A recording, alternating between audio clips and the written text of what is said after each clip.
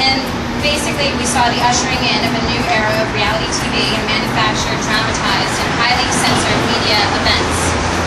The media bringing you all the hype and none of the critical details or hardcore facts. We have Michael Jackson and JonBenet Ramsey served up daily and all day long, relieving us of any burden or of any responsibility for example, our brothers and sisters down south and the people in Katrina. And people who are still suffering, in most cases, are homeless, too many cases left hopeless, not as the result of a lack of resources because the United States is one of the most opulent countries in the world, but as the result of a lack of awareness. Help is nearby, they're neighbors, and we're all here. We're in this country, we have the resources, but most of us are uninformed and simply unaware of the ongoing disgusting conditions under which these people are being forced to just kind of quote-unquote move on. Because their neighbors and the rest of their country understands, but not the real picture. We understand what went on down there, but we aren't seeing the ongoing saga of what those people are living through every day because we're being hyped all day long. And until their neighbors and the rest of their country understands their circumstances, their plight, their legitimate need for attention and for action on our part, they'll continue to go without help and they'll continue to be displaced without the hope of ever going home. So at the end of the day, I think it's important that we refocus our attention, not all of our attention, but just a little bit of our attention, and spend some of our time a little bit differently to make sure we're on the right page. To that end, why are these ideas and the preservation of these ideals so important to me? And why do I believe that it's imperative that we play an active role, every one of us, in their preservation?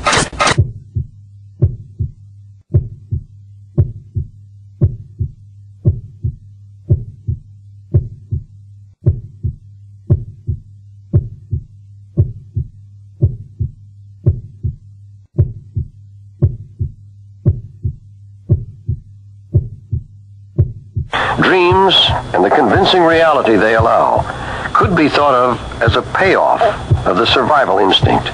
Dreams may be the reward at the end of a long day of escaping predators and finding food. We may live to dream. I wouldn't be surprised if we discovered that one day, long ago, we once dreamed to live.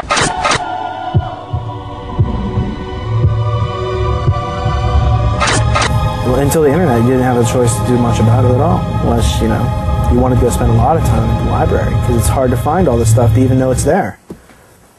Right? Exactly. The library is a big place with books you don't know what they're about until someone says, well, here's what these books are about, and here's how this fits in, you know what I'm saying?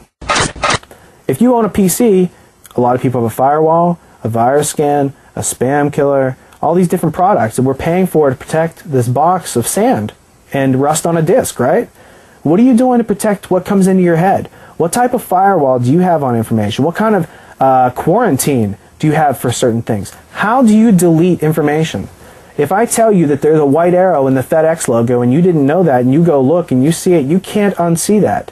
I just put that in your head. Now that's a very, it's a docile thought, it's very non-confrontational, but still, you might not like that I just put that thought there and that you can't unsee it. So now you have to discover, well, how do I delete information? Because if your head is like a computer, can't somebody give you a virus? Can't someone structure a meme? And that, through mimetic programming, and this turns back into Dawkins and evolution and things like this, but the idea is that people with the highest level of knowledge, if they're not using it to free the rest of us, they're using it to make a living off of us. And in that aspect, I refer to them as social vampires. These are people who use the rest of us and the ignorance that they establish to rule over us, because if everything was equal, they wouldn't be in charge. So the only way that they're in charge is through this artificial and contrived system, whether it's capitalism or the Republican Democratic Party splitting into two so that we think we have a choice.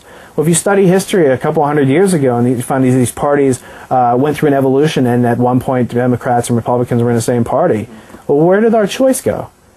Where did our choice go? Well, that's the whole thing. They don't give us choice. They give you this hand or this hand, but you're getting to the same body and the same educational structure.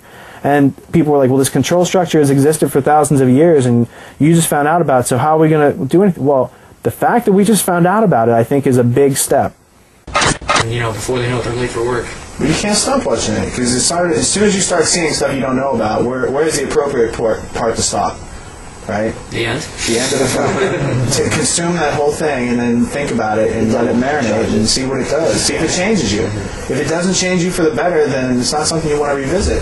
But people watch that film over and over and over again because you can continually pick up on things that help you better understand the environment.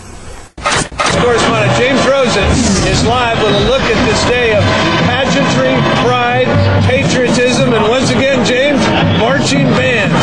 A whole lot of drumming and trumpets.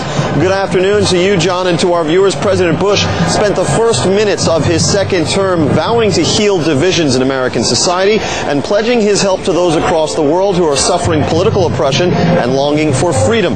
The president never uttered the word Iraq and never spoke of American troops returning home.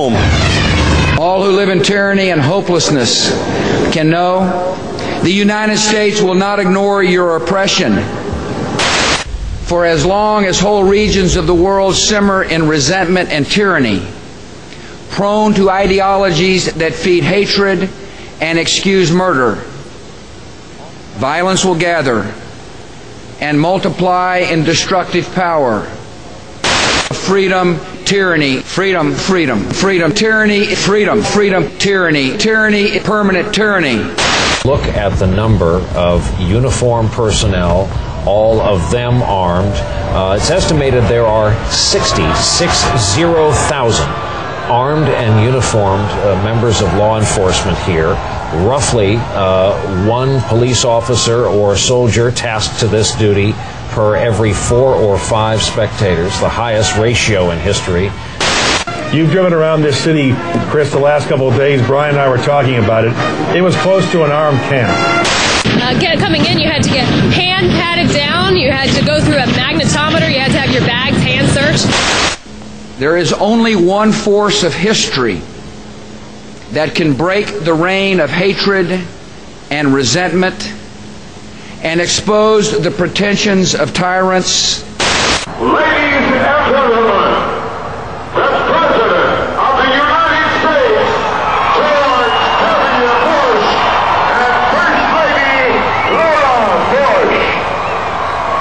Wave to them. Let them know that you love America. And this is a love of material success, of even flaunting of wealth and furs. This isn't the cloth coat republicanism that may have turned the tide in November. This is a bold statement of we've got it, we're going to flaunt it, we're going to have some fun. The selection of clothing was excellent. By the First Lady, absolutely. She's looking resplendent in her winter white. She looks absolutely stunning. Oh, she's beautiful. She looks so pretty. The First Lady was truly breathtaking when she came out. It was one of those moments where up on the stand you could almost hear an audible sigh as she came out. She really was sort of a vision in the white dress. Winter white, I believe, would be the proper. There's a sense of a little friskier second term for the First Lady. Well, and you know, the president is looking very sharp today, too. I think there's a calmness about him. There's a certain serenity that we're seeing in President Bush. Look at this serenity. He's wearing a blue tie. And that says? He almost always wears a blue tie. Well, this president has always worn sort of a baby blue or a royal blue tie. That's what I like. Yeah. That blue tie, is that a sign of royalty? And, God, we're running out of things to say, except here we are looking at the royal family in a sense. They look so great. Oh, I think they're adorable. Apparently when they show up, they don't have to wait in line. They go right to the front. They are cutie pies, as I've said before. Remember, don't you, when there was that unpleasantness in Texas about the drinking age with the two about of them? The guy that they were mostly... This hopeless guy who dialed 911 because one of these girls ordered a tequila or something. 911? And one of them is... it's great because there's the one that's sort of the fun one. You can have a lot of fun with this. Is just generalized. There's the serious one in dark hair. It's like the Archie Andrews comic.